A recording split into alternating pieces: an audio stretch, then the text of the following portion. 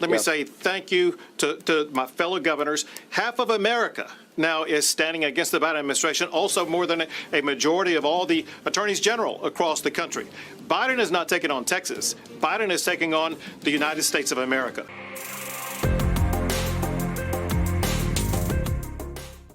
What is going on, guys? I wanted to come back to you. I wanted to bring a story about what is happening at the southern border. We have truly got to recognize, man, that we are losing our country. We are losing this country. You know, again, man, in December, over 300,000 people came across the border. 300,000. You know, that was the same. They came across for the whole year, or almost the same. They came across for the whole year in 2017. So again, we have to recognize what is happening in this country. Again, people are coming across the border because they're allowed to. They can get into this country. They can do whatever they want. And again, man, what they've done is they've convinced an entire generation of kids that, you know what, I would be less racist if I voted Democrat. If I vote for, Crooked Joe. If I vote for Barack Obama, the fallen messiah, if I vote for them, then guess what? I'm less racist. Number one, you're not racist at all. You have to recognize that. And number two, man, this whole idea that, that to show that you're not racist by giving away, parts of your country, by giving away parts of your money, whatever, to somebody else, to show that, guess what? I'm not racist. I mean, that's evil. It's evil. Again, man, it's all about ego that is doing the right thing. I mean, you're more concerned about how you look in front of people than you are doing the right thing. And I think that is what is destroying this country. But guys, I want to show you one clip here in a second, showing, I think, 3 different people from different places in the country, and really kind of how the immigration crisis is affecting them. But guys, watch this. Bringing our panel, Chicago resident Sam Sanchez, also on the board of National Restaurant Association, Brownsville, Texas resident Deborah Bell, also candidate for Cameron County GOP chair, and Brooklyn resident Ashanti Harding, also an elementary school teacher. I'd love to I'm going to start with you, Ashanti. One of the things that I've noticed, I spent a great amount of my time in New York, although I live in Texas. And in New York, for me, Ashanti, it has been a visible difference over the last several years, the presence of illegal immigrants within the community. Has that been your experience? Do you see a big change just in your life over the last 3 years? Yes, definitely in my life, because as you said, I am a teacher, and a lot of people were contacting me because a school in my neighborhood in Coney Island, literally there were asylum seekers sleeping in the school. So parents couldn't send their scholars to school, which is depriving students from their education, which is a very big problem. Yeah, I mean, that backs up what I think all of us who spend time in New York have experienced personally. Let's move on. The Brownsville, Texas always seems to, or Texas, Deborah, always seems to get something first. We actually don't hear about Brownsville as much. We hear about Eagle Pass, we hear about Del Rio, we hear about other sectors. You're right there at the tip. Take a look at the numbers of migrant encounters at the southern border, up from 300,000 in 2017 to 2.4 million in 2023. You know what, guys, we truly get best for what's happening. I mean, in 2017, 303,000 people crossed the border that year. That was a 47-year low for this country, for people across the border. I mean, again, insane, crazy. It's crazy we've gone from that to where we are now. 2 months ago now, in December of last year of 2023, just over 302,000 people crossed the border that month alone. So again, as many people across the border that month that crossed the border the entire year of 2017.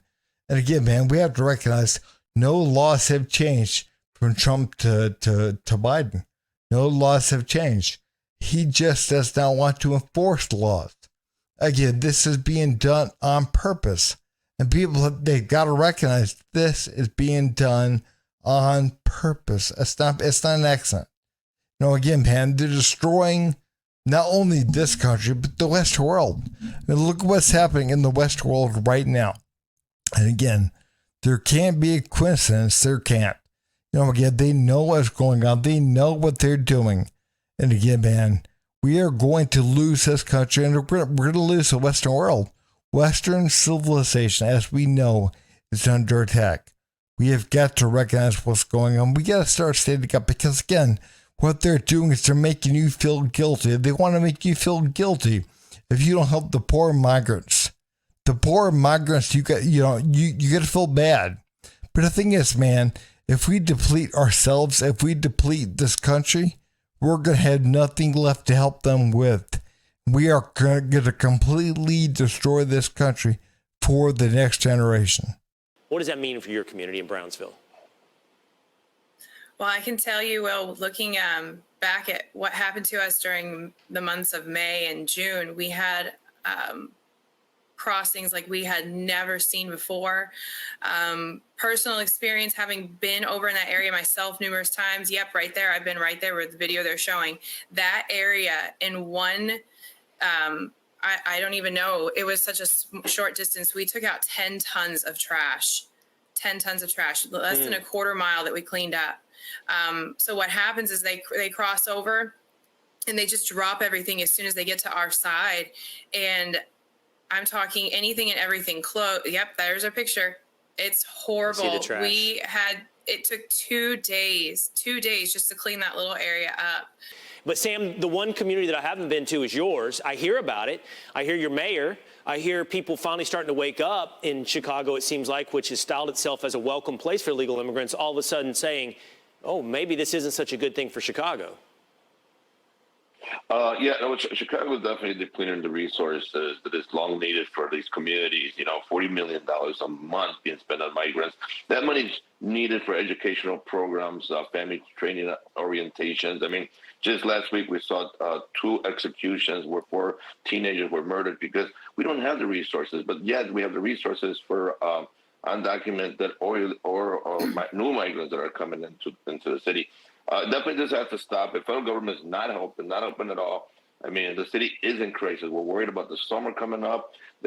Most of these migrants are unidentified. We don't know who they are. We've seen in New York, they commit crimes. They're willing to attack police.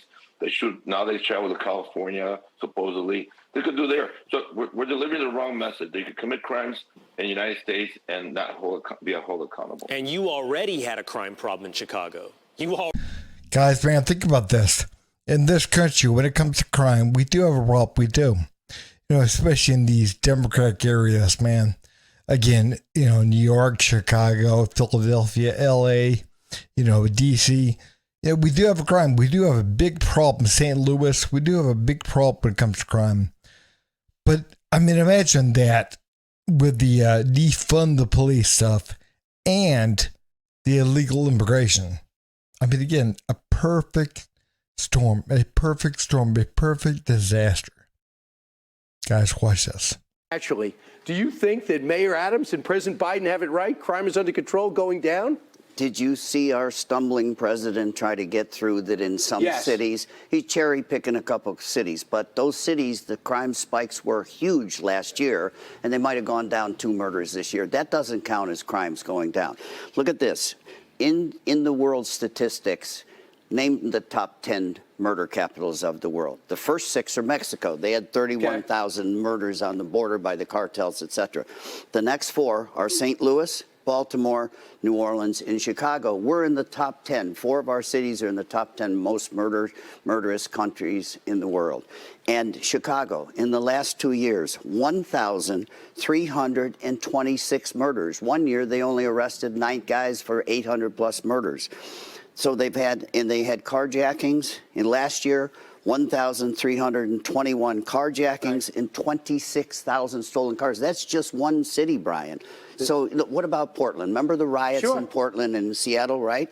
Portland was one of the first cities to defund police. Guess how much homicide spiked last year in Portland? You tell me. 700%, because no cop wants to work in Portland. They can't find cops. Why would you work there? Why would you? More cops got killed in the line of duty last year since the beginning of this nation. So think about what's happened since you kind of left the air and went to your horse ranch. Now all of a sudden there's no consequences for crime. Right. Cops have been made to be the enemy, and we're realizing we're trying to make the criminals the good guys. And in turn, there are no cops. Check out this.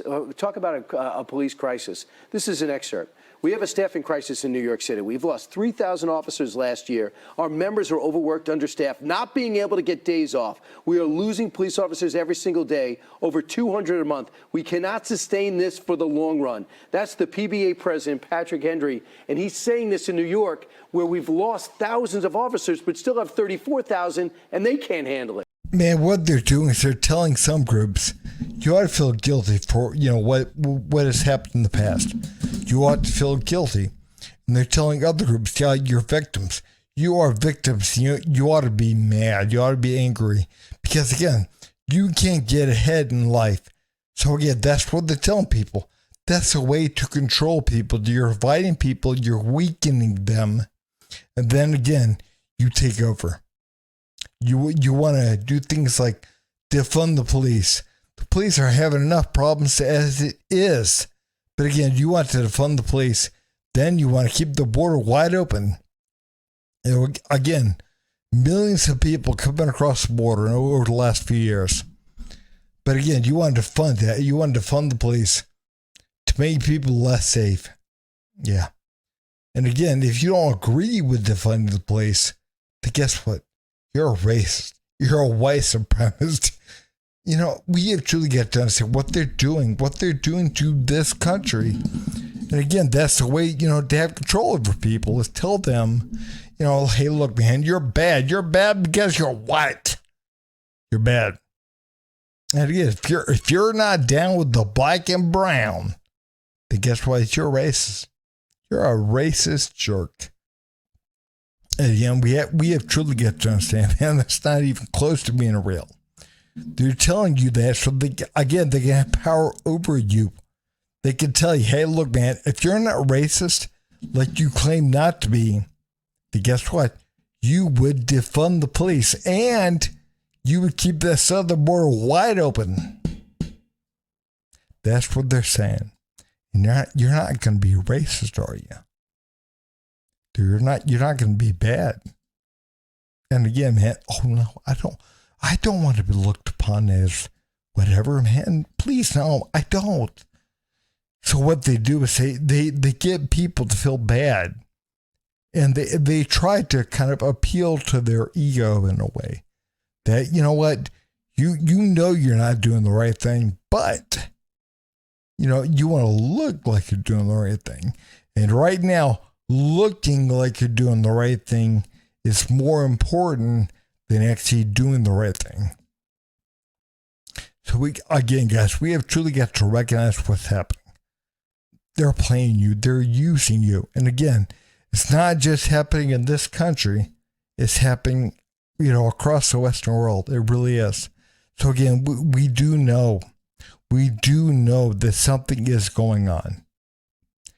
But guys, man, if you would, please like, subscribe, and leave a comment down below. Thanks.